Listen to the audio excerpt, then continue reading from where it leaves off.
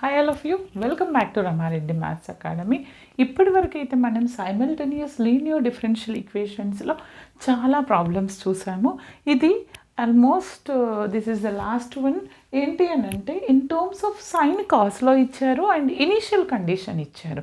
ఇలాంటి కేసెస్లో ఏ విధంగా సాల్వ్ చేయాలో మీరు ఇంకొకటి ఫస్ట్ టైం చూస్తే కనుక దీని ముందున్నటువంటి simultaneous linear differential equation solutions అన్నీ చూడండి. అప్పుడు మీరు ఎలాంటి ప్రాబ్లం ఇచ్చినా సాల్వ్ చేయగలుగుతారు. నాతో పాటు మీరు ప్రాక్టీస్ చేయండి, కంపల్సరీ మంచి మార్క్స్ వస్తాయి. ఫస్ట్ ఆఫ్ ఆల్ ఇచ్చినటువంటి ఈక్వేషన్ని సైమల్టేనియస్ అని ఎలా గుర్తిస్తాము అని అంటే how can we identify both are the simultaneous equations? రెండు ఇస్తారు, that is one case. And ఇంకొకటి డినామినేటర్లో ఉన్నటువంటి ఇండిపెండెంట్ వేరియబుల్ ఒకటే ఉంటుంది, that is T or anything.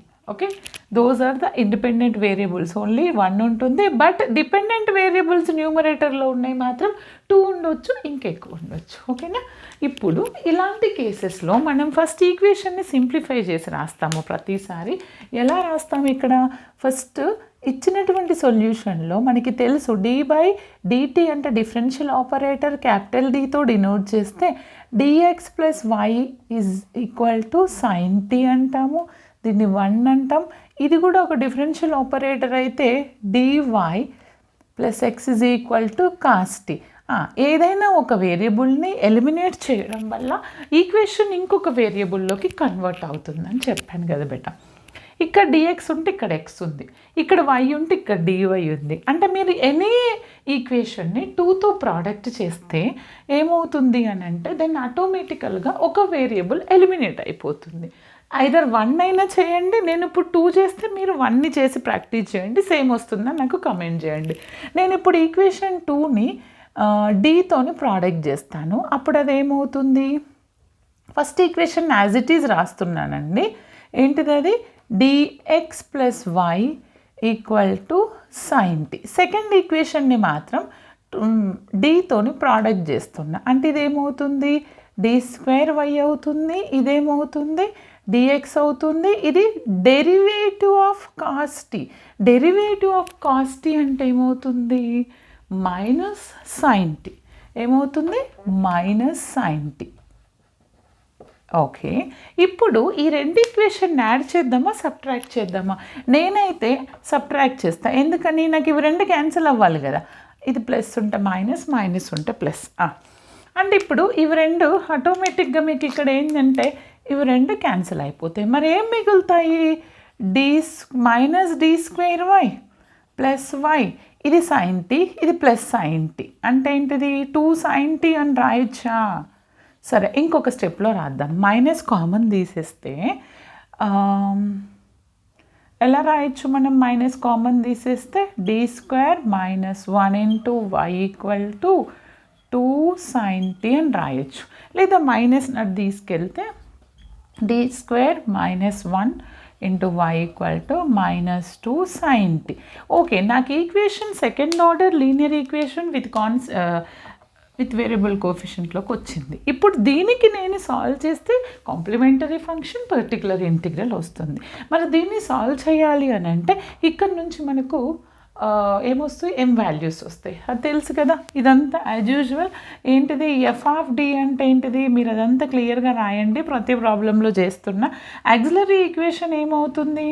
m² - 1 = 0 అంటే m² = 1 అంటే m is equal to what? √1. Okay, +r-1 వస్తుంది. అవునా? అంటే what is the complementary function here? మనకి తెలుసు +r-1 roots are real and complex వచ్చాయి. Sorry, real and different. Roots are real and different. ఎందుకంటారా? mకు +r-1 అంటే ఏంటిది? m ఈజ్ ఈక్వల్ టు +1 ఒకటి, -1 ఒకటి. అప్పుడు కాంప్లిమెంటరీ ఫంక్షన్ ఏమవుతుంది? e⁻. ఇన్ టర్మ్స్ ఆఫ్ టీలో రాయాలి. ఆల్ఫా టీ ఎలా రాస్తామంటే c1 e⁻m1t m1t + c2 e⁻m2t. Okay, m1 అంటే 1, m2 ఏదైనా తీసుకోవచ్చు మీరు. Therefore yc equal to c1 e⁻t plus C2e⁻⁻t. ఇప్పుడు చూడండి నాకు కాంప్లిమెంటరీ ఫంక్షన్ వచ్చింది. ఓకే, ఇప్పుడు నాకు వచ్చినటువంటి కాంప్లిమెంటరీ ఫంక్షన్ తర్వాత వైపీ కనుక్కోవాలి. వైపీ కనుక్కోవాలంటే ఎలా కనుక్కుంటాను? ఇక్కడ చూడండి, మనకి తెలుసు కదా వైపీకి ఫార్ములా ఏంటి? yp is equal to 1/f(d) into q(x). 1/f(d) అంటే ఎంత బేటా? t² మైనస్ 1 ఇంటూ q(x) అంటే -2 sin t.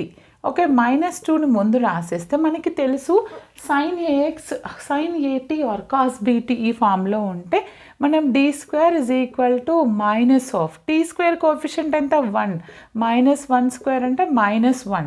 ఓకే, -1 d² అంటే -1, ఇది -1, ఇక్కడ sin t అంటే ఎంత వచ్చింది నీకు? -2/-2 sin t వచ్చింది. అవునా? చాలా సింపుల్గా వచ్చింది. Minus minus cancel, 2 cancel, therefore the particular integral ఈ sin t. మరి జనరల్ సొల్యూషన్ y అంటే ఏంటిది? Complementary function plus particular integral. లేదా ఇంకా ఎలా రాయొచ్చు? y is equal to yc plus yp. అంటే y అంటే yc ఇదండి, c1e⁻t plus c2e⁻−t plus of this. Okay, నాకు వైలో వచ్చిందమ్మా సొల్యూషను. నాకు ఇంకొక సొల్యూషన్ కూడా కావాలి, ఇంకొక డిపెండెంట్ వేరియబుల్ ఎక్స్, అది కావాలి అని అంటే నేనేం చేయాలి అని అంటే వై వాల్యూని డిఫరెన్షియేట్ విత్ రెస్పెక్ట్ టు టీతో చేశాను అనుకోండి, ఐ గెట్ dy/dt. dy/dt ఎంత వస్తుంది? లేదా ఇక్కడ రాస్తాను.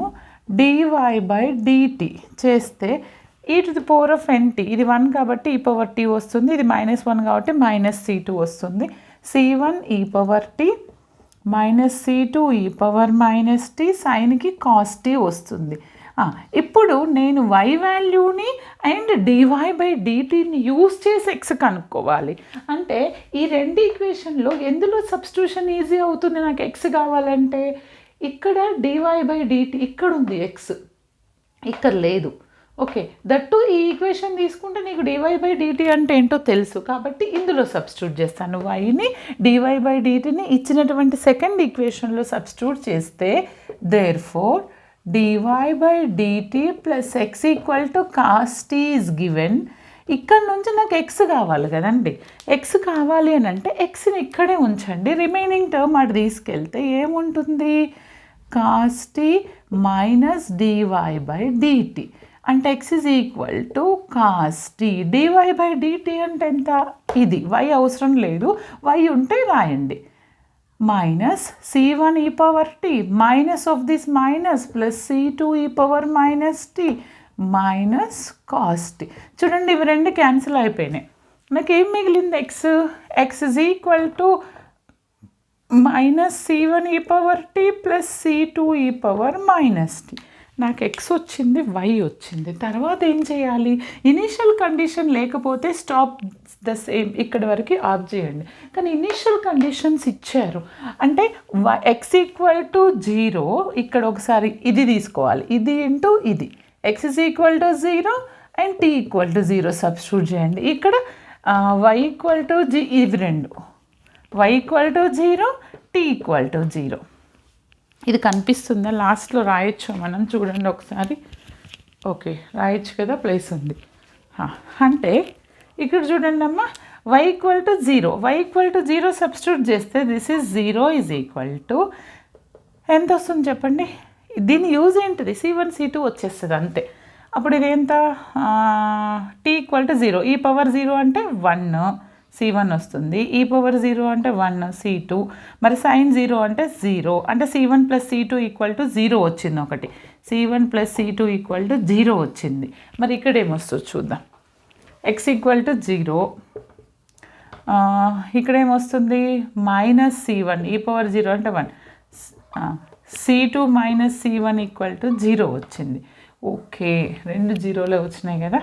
లేదు, ఇప్పుడు నేను ఏం చేస్తానంటే ఈ రెండు ఈక్వేషన్స్ని పక్కనే యాడ్ చేస్తా చూడండి.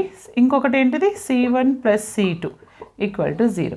ఈ రెండింటిని యాడ్ చేస్తాను అనుకోండి, నాకు ఒక వేరియబుల్ క్యాన్సిల్ అయిపోతుంది, ఇది క్యాన్సిల్ అవుతుంది.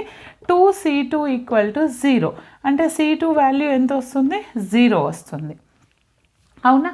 C2ని 0 సబ్స్టిట్యూట్ చేస్తే C1 కూడా 0 వస్తుంది, right? C1 C2 both are 0 వచ్చినాయి నాకు. ఓకే, వైలోనే కదా సబ్స్టిట్యూషన్, కరెక్టే కదా. 1 ఏమన్నా ఉంటే మనకు పాసిబుల్ ఉంది, 1 లేదు కదా ఇక్కడ. ఓకే, C1 C2 రెండు 0నే వచ్చినాయి. మరి ఎక్స్లో ఇక్కడ నాకు సొల్యూషన్ ఏమవుతుంది? నాకు C1 C2 వాల్యూ సబ్స్టిట్యూట్ చేస్తే y ఎంత వస్తుంది నాకు? y = sin t ఒకటే వస్తుంది, ఎందుకంటే ఇది 0 ఇది 0. మరి ఎక్స్లో ఇది సబ్స్టిట్యూట్ చేశాను అనుకోండి, నాకు సొల్యూషన్ ఏమొస్తుంది? x = 0. ఓకే, ఫైనల్గా ఇలా వస్తుంది. మీకు కూడా ఇలానే వచ్చిందా లేదా అనేది నాకు కమెంట్ సెక్షన్లో కమెంట్ చేయండి. All the best beta. Thanks for watching.